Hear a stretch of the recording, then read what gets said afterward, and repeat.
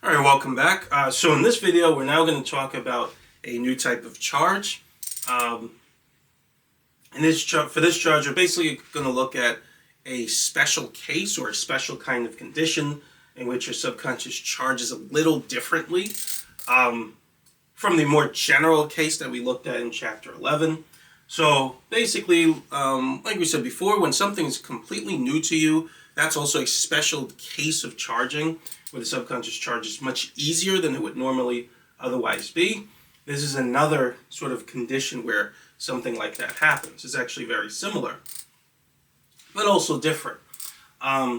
So for this case, just to go over this first point, the subconscious has the ability to charge or build up energy in a manner that's similar to potential energy, right? So, and I know that might sound a bit interesting or odd, but that actually is pretty much how I come to think of this charging, this form of charging, right? So, basically potential energy. So, if you're into physics or if you're, even if you're not into physics, potential energy is generally when you have a form of energy, right? So energy generally is a way of quantizing, it's a way of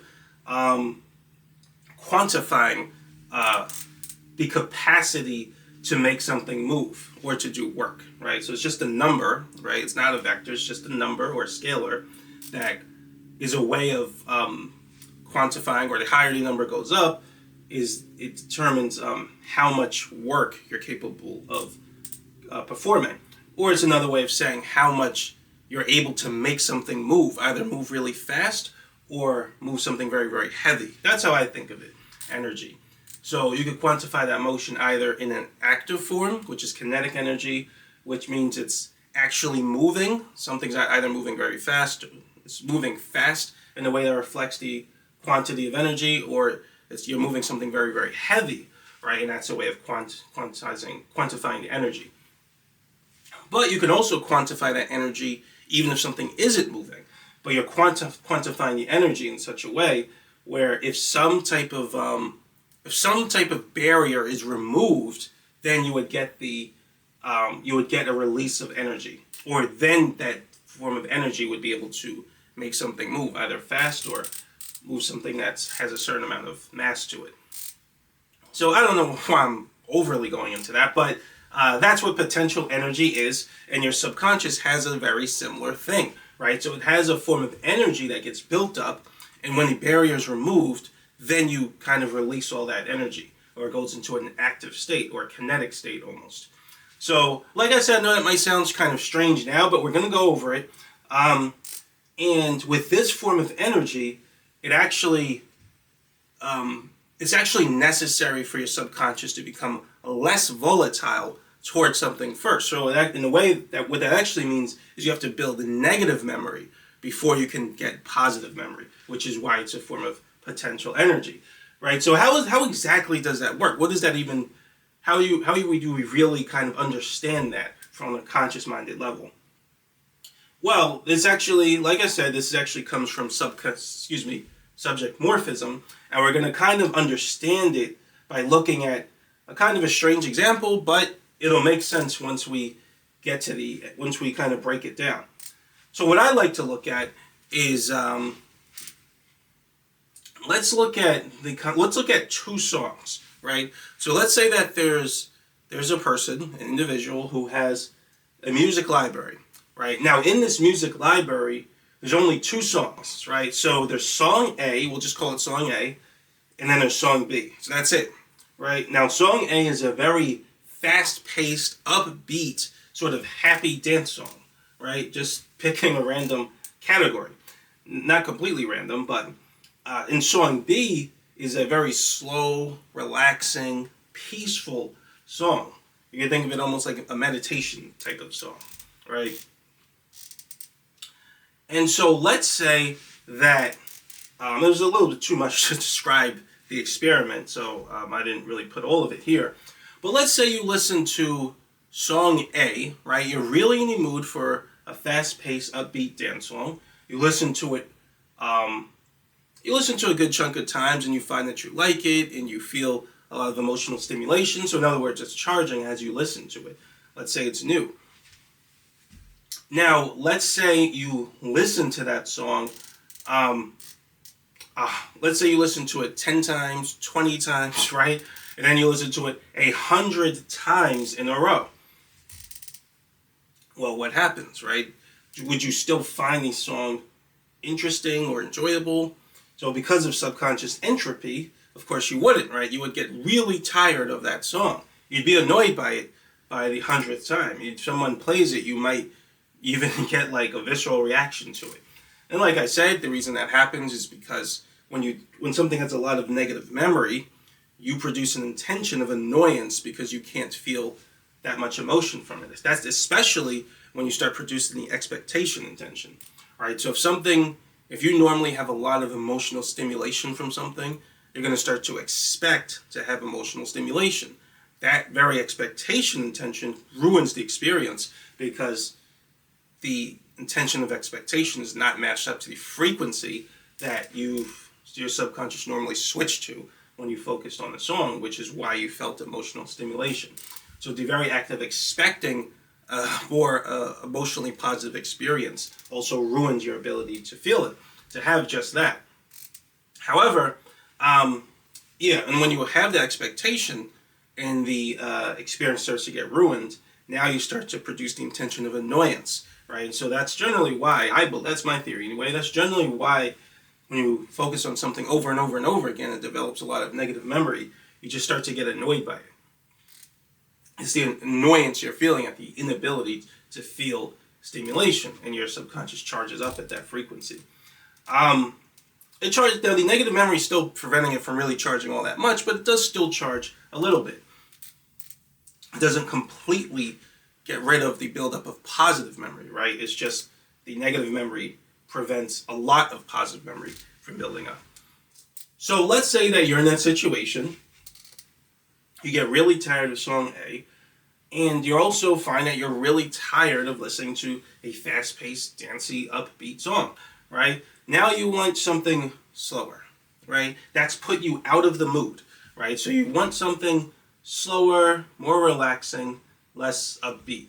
So then you listen to song B, and you find you really, really like it. This is a welcome change of pace. This is what you've been waiting for, right? A song that is different from song A, since you listened to that 100 times in a row, but it's different from song A, and it feels really new, but you also like that it's more relaxing and it's upbeat, and this was eventually too much neural stimulation for you, right? So now you listen to song B 10 times, 20 times, and then 100 times. And now the same thing has happened. Now song B is annoying to you, right? It's too slow. You're kind of tired of listening to a slow song. You're ready for something with more stimulation, and it's just annoying to you. There's way too much negative memory. You can't feel anything when you listen to it. Subconscious entropy has happened. You feel no emotional stimulation, right? You want to listen to anything that isn't song B because it's so annoying to you. You get a visceral reaction every time you hear it again. Every time you hear it start over. So now, what's interesting is we can ask this next question, right? What will happen when you focus on song A after listening to song B 100 times in a row, right? Because remember, song A, you listened to 100 times in a row too. So that was annoying, and now you listen to song B 100 times in a row. You're in the mood for a fast-paced song again. So now song B is annoying. If you listen to song A, you're not listening to a new song C or whatever, you're listening to song A again, right after that. How will your subconscious respond? And that's an interesting thing to think about, right? Even if song A is old, think about how you would feel if you listened to relaxing meditation music 100 times in a row, right? You'll want to hear anything that isn't that after listening to it so many times. But in that circumstance, would that even be true for a song that's already old to you? Well, in my belief, and this is my theory, is that you actually would. If you listen to song A after listening to song B, you would actually find it enjoyable again, right? You would actually become emotionally stimulated even though it was old before and it had a lot of negative memory. Not only would you not really find it that old, you would find it enjoyable, and it would almost feel a little bit new to you again. You would feel emotionally stimulated, and you'd be happy to listen to fast-paced, dancey type of poppy music again, right? But then what happened to this negative memory, right? So the negative memory should be preventing you from experiencing so much emotional stimulation, especially after having listened to song after listening to song A 100 times in a row before, right? So what's happening? Well, this is my theory of why this is the case, and you can test this. You don't have to listen to it 100 times in a row, but you can test this with a fast-paced dance song or relaxing song. Let's say you listen to it a couple times in a row, and then you listen to song A. You'll notice that for a moment, song A does feel new to you. And the reason I believe this happens has to do with what I said about subject morphism. So what's happening is when you listen to song B, what's actually happening is you're producing an intention that, through the reflection principle, that alters your perception to perceive song B. Now, it's not a problem when you're focusing on song B. It just helps you to observe it better or focus on it better. But the problem is, remember what I said, the conscious mind has a different perspective from the subconscious mind. Things can look different to the conscious mind than they look to the subconscious.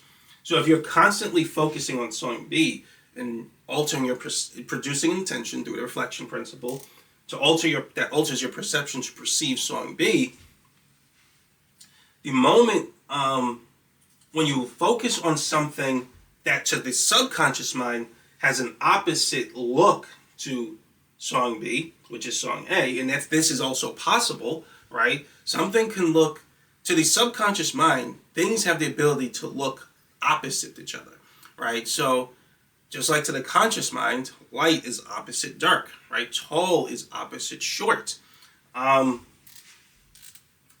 Slow is opposite fast, and so on and so forth. To the subconscious, things also have the ability to look opposite each other. But they look opposite each other kind of in terms of their arrangement pattern, which we did talk about that in chapter 7. But it's enough to just say they kind of have an opposite look due to their arrangement pattern.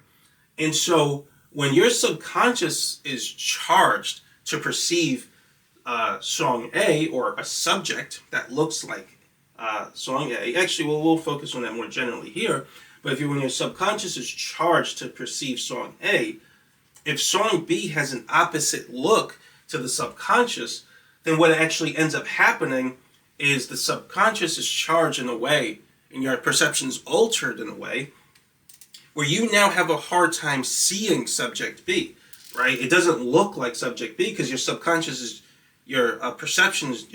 charged to alter your perception to perceive song A.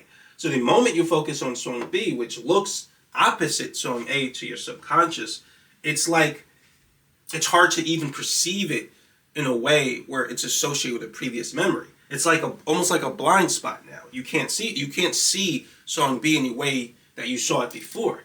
It just looks new to you, right? It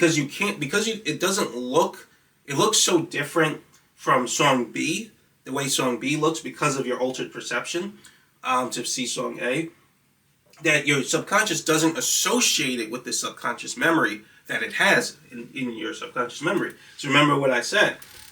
Your subconscious memory sort of regulates and manages itself based on subjects. You can only access a subconscious memory if you focus on a subject associated with the memory.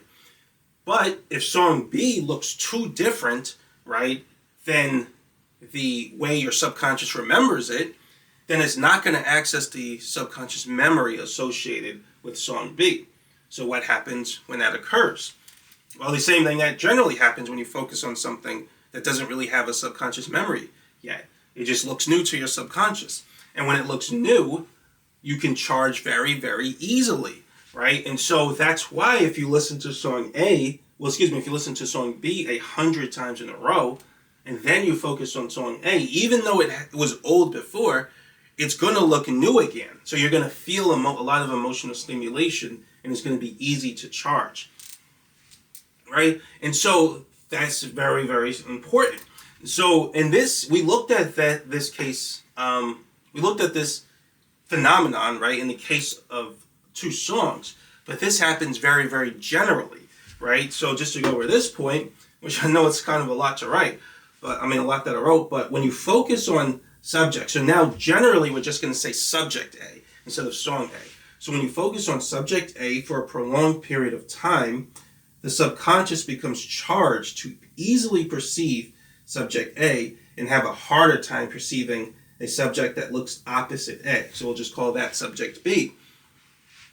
And then to go over this point, when you focus on the opposite subject, which is subject B, it looks new again because your subconscious doesn't associate it with, isn't able to associate it with the previous subconscious memory due to the altered perception from focusing on subject A so long. And the subconscious has an easier time charging while focused on subject B because it just looks new to you. This is what I call shock charging. So that is what it means to shock charge. And the reason I call it shock charging is because it's going to feel like a shock to focus. When you focus on one thing for such a long time, the moment you focus on the opposite looking thing, it's going to feel like a shock to you, right? And that's what makes it, it's going to feel like a shock to you, and it's going to feel new to you based on, basically based on this condition. So like we said, if you focus on song A, which is a fast-paced dance song, you're going to be, 100 times in a row, you're going to eventually be in the mood for something slow, something more relaxing, right? Something that looks its opposite to your subconscious. Remember what I said? The subconscious things can look opposite to each other based on the arrangement pattern. The arrangement pattern of a fast-paced dance song has an opposite arrangement pattern to the subconscious from a slow and relaxing song. And the conscious mind even can kind of pick up on that difference. A lot of times it's hard for the conscious mind to pick up on differences in arrangement patterns. The subconscious, that's really the subconscious thing. But in this case, I think we can pick up on it because this one is fast and that one's slow. And so, because these have opposite arrangement patterns, or they look opposite to the subconscious, right? If you listen to song A 100 times in a row and focus on song B, it's going to look new again. If you focus on song B 100 times in a row, focus on song A, it's going to look new again, and it'll just keep happening, right? Because you're focusing on one for a prolonged period of time, right? Now, if you listen to song A, right, for a long period of time, how do I want to word this? If you listen to song B 100 times in a row, and then you focus on song A, even though it was old before, it's going to look new. And you're going to actually be able to, because it looks new, you're going to charge very easily. That's why you feel emotional stimulation and excitement when you finally switch to song A after listening to song B for so long. However, it's not going to be completely new. Excuse me, right? So it's not going to be exactly the same as it was when it was actually new, right? So it's only apparently new to your subconscious. And you won't have as much time to focus on it and charge energy as you did when it was actually new, right? So in other words, negative memory is going to start to come back very quickly and easily, and it's going to start suppressing your ability to charge again. And so you have like a temporary amount of time. So apparent newness is not actual newness. And apparent newness, with apparent newness, your subconscious starts to recognize the subject again more and more as you focus on it. And then subconscious memory, or the negative memory that it actually has in your subconscious, starts to be recalled more and more and more. So you can basically think of it similar to categories. We said that for a category, subject closeness, there's a major subject which carries the charge, then a minor subject which borrows the charge, right? So when something carries, the more the minor subject looks like the major subject, the more powerfully the subconscious memory is accessed. So it's accessed on a scale of intensity, right? If it only looks a little bit like the major subject, then you'll only feel a little bit of the association or the compulsion stored in the subconscious memory. If it looks a lot like the major subject, then you'll feel a lot of the compulsion stored in subconscious memory. So it depends. It's recalled in the scale of intensity based on the similarity or the closeness of the two subjects. So the same thing is true here. When you first focus on subject A, after focusing on subject B for so long, right, it will look new again, so you'll be able to charge energy, but the song A is starting to look more and more and more like what your subconscious remembers. So it starts to recall the subconscious memory associated with A more and more and more. So it gets recalled on a scale of intensity. And the more it gets recalled, the more the negative memory is going to block you from charging, right? Until eventually it reaches 100% recall, and then it's completely like it's old again. And so shock charging, because of that, you only have a very temporary amount of time to shock charge, right? It doesn't last. It's not like you also only have a temporary amount of time to charge something when it's new. So that's just the breaks when you're trying to charge something when it's new, whether it's actually new or it's only apparently new, as it is with shock charging. So it's very temporary. So it's not, you can't just, choose to charge all the time with shock charging. So that's a limit for shock charging. But, when it does happen, you have an opportunity to charge very easily, just like when something's new. And so that's why I call it basically a form of potential energy, right? Because so when something is, you basically have to build up a lot of negative memory first, right? And so when you keep focusing on something, let's say song A or subject A, you have to focus on it for a prolonged period of time. So when you keep focusing on it more and more and more, through the reflection principle, your subconscious keeps charging to alter your perception to perceive subject A more and more and more. And so even though you're building negative memory, at the same exact time, there's also something else, something that looks the opposite of subject A to your subconscious. That's starting to look more and more and more new again, even though you're not focusing on it, right? You're just developing the potential ability to perceive subject B has something new. And so that's almost like a form of stored energy or subconscious energy. Excuse me, subconscious potential energy. And when you finally focus on subject B, the opposite thing to subject A, to your subconscious perspective, now it looks new. Now you can charge energy very easily while focused on it. And then as you focus on subject B more, it starts to look old again, because it's only apparently new, it's not actually new. It starts to look old again, and as that's happening, you're developing the ability to focus on subject A again in a way where it looks new, right? And then it just goes back and forth. And so that leads to this next point that I put here. Shock charging creates an attraction to something that's the opposite of what you are used to. And this is actually where I believe the aphorism opposites attract comes from, right? So because most people don't really know the way the subconscious works. They don't even attribute it to the subconscious mind, but they don't really know the way your emotions work when something isn't new. So that's the post-new circumstance. So like I said, we focused on that in chapter 11, which is the more general way your subconscious behaves. But people are kind of vaguely aware of this phenomenon too, of shock charging. And that's like I said, where the term opposites attract comes from. And you'll kind of notice this in your behavior, or you probably can think of many times in your behavior when you've sort of acted in a way that reflects your desire for this type of charge, right? And so, for example, when I've noticed myself, I know this all the time pretty much when I have a shock charging condition, so we'll talk about that here. But if I listen to exactly what I said here, like a fast pace, like me, I usually like, when I was younger, I kind of still like it now, but I'm getting a little older now. But when I was younger, I used to love dance R&B music. So that used to always be my favorite style. So that's kind of like Chris Brown type. I don't like all his songs, but he makes a lot of songs that have that type of sound to it, kind of like a R&B dance sound. And I would like to listen to that a lot. And then, when I would feel like I'm listening to it too much, I would want something more relaxing. I want something different. right? Something that looks different to my subconscious mind or opposite. So then I might get into soul songs. And I'll listen to that for a little while, and then guess what? Now I want to listen to a fast beat, poppy dance song again, or a dance R&B song. And then it'll go back and forth. And sometimes I'll listen to new music, and then that'll put me in the mood for like older music, right, from the 80s or whatever. And then when I listen to that too much, I just feel like listening to new music again.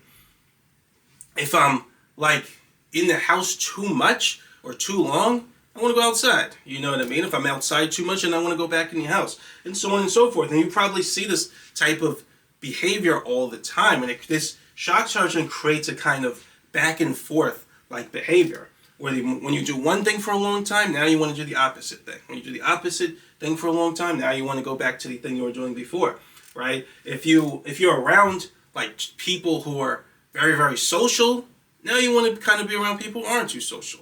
When you're around people who are super social, now you want to go back to someone, when you're around people who aren't super social for a long time, now you kind of want to go back to someone who is, and so on and so forth. And so shock charging always creates back and forth behavior, because the more you get tired, the more you focus on one thing as that starts to get old, then you're actually developing a natural attraction to the thing that looks the opposite. People even follow this like in relationships, right? If you focus on one chick, let's say you're focused on a girl, or you're with a girl who's very outgoing, very energetic, right? You might like that for a while, and then when it starts to develop negative memory, right? Which that's what it is. Like I said before, some people believe that the person changed or something, which is possible, but I believe most of the time it's just negative memory, and your body has to do that. It has nothing to do with the person or how amazing they are, right? If the body didn't stop you from charging, you'd charge forever, right? And so when you develop negative memory to this girl's personality, right, what's going to happen? You start to become more interested in a girl who's the opposite. So you start to focus. That kind of actually alters your perception, because you now are more attracted to whatever girl has the opposite quality. So you want a girl who's less energetic, less outgoing, right? And that desire kind of festers, right? And this happens a lot in relationships. So it festers and festers, and now you kind of, even might develop resentment to your girlfriend. And then when you finally get to the girl who has all these qualities, those qualities look new. And so you charge a lot of energy initially, and then as that gets old, guess what happens? You start to miss the girl who was more outgoing. And then it creates back and forth behavior. So that's what shock charging is. It's good to be aware of this, so you kind of are aware of your own behaviors and why you're becoming attracted to certain things. It's helpful to recognize that attraction is temporary. It's literally just a form of subconscious potential energy. The moment you access that energy, subconscious entropy is going to start to happen, and then it'll just get old to you again. So you don't once you know what's going on at the subconscious level, you don't get tricked by this phenomenon, right? And then that leads to this last point, that it's possible to main charge in shock charge conditions and get a huge boost in charging power. So this was something that used to happen to me, which I wasn't quite aware. For shock charging, it took me a long time to figure out what was happening here. Because I've known about shock charging for years, like almost when I first started studying the subconscious, but I didn't know what was causing it. I couldn't figure it out because I didn't have all the formalism that we have now, right? I don't even think I knew about subconscious memory, right? I didn't know about subconscious memory. I definitely didn't know that there was positive and negative memory or passive and active memory. I didn't know any of that when I first started studying. But I did know that new things charged easier, right? They had an easier time charging. And I kept thinking that's what this was, but it didn't follow all the properties of that things that are actually new follow. So that confused me so much, right, in the beginning. And I never could figure out to my satisfaction, what shock charging was, right, versus new charging. I kept trying to create some theory that made them both the same phenomenon, which they're not, right, but I kept trying to bridge them in some way. And that's, like I said, that's because they're very similar, but they're actually different. But what would end up happening is that there would be times when I would charge and I would feel a huge boost in my charging capability. And I never really knew where that came from. I just thought it meant I was charging more accurately. I was kind of doing things needed to charge more proficiently than normal, right? But then what would happen? I would lose that charging boost after a fairly short time. Then I would think I was the one messing up, or I wasn't doing things as good as I was before. And that used to confuse me. But no, what was actually happening is that something would have shock charging conditions, and then I would main charge with it. So now I'm performing a shock charge and the main charge at the same time. So it would create a huge boost in charging power. But the shock charge is temporary. So eventually you're going to notice your charging power sort of weaken back to a normal, more general level, which is main charging. But if you are consciously aware of, what you're becoming attracted to in terms of, as a result of shock charging potential energy, then you're going to know, like, okay, at least I'm going to have a short amount of time to charge really powerfully, right? And it's kind of nice, right? Because you don't even have to do much of anything. You don't have to main charge if you don't want to. Shock charging is just a form of potential energy, and you just charge when you focus on something that's the opposite of what you've been focused on. So if I listen to a certain type of song or a certain type of music for a while, I just know automatically that I'm going to feel a lot of emotional stimulation when I focus on the opposite song. Because it's not like knowing about this changes anything. I'm still becoming attracted to the opposite of what the types of music I've been listening to. So I'm always aware of that, and then as I become more attracted to it, eventually I'm just going to choose to listen to the opposite. And when that happens, I know I'm going to feel a lot of emotional stimulation. And then if I choose to main charge, I'm going to get a huge charging boost temporarily, right? So it's always good to know, to be aware of what's going on in your subconscious and kind of know where you're developing shock charging potential, right? Because then you'll know the moment you focus on that, you're going to feel a lot of emotional stimulation. You might even focus on subject A or something that's holds you a little longer to develop a little more potential energy so you can feel it when you focus on the opposite thing. Right, so yeah, that's pretty much shock charging. Hopefully I explained it in a way that was clear, but you can still, like I said, read the book. You read the book, either ordering it or on the website, and you can kind of go over it there. If there's anything I missed, it should be in there too. But yeah, this is good to be aware of. This is very important because I believe this affects our behavior, a lot of our behaviors, right? So like I said, it creates back and forth behavior within us, and it's very important to be aware of. In the next video, I think that'll be the last video for the chapter, we're going to talk about what I call a morning charge, which is also a special charging condition. And that helps you to charge right after waking up. All right, so yeah, that's it for now. But thanks for watching, and I'll see you next video.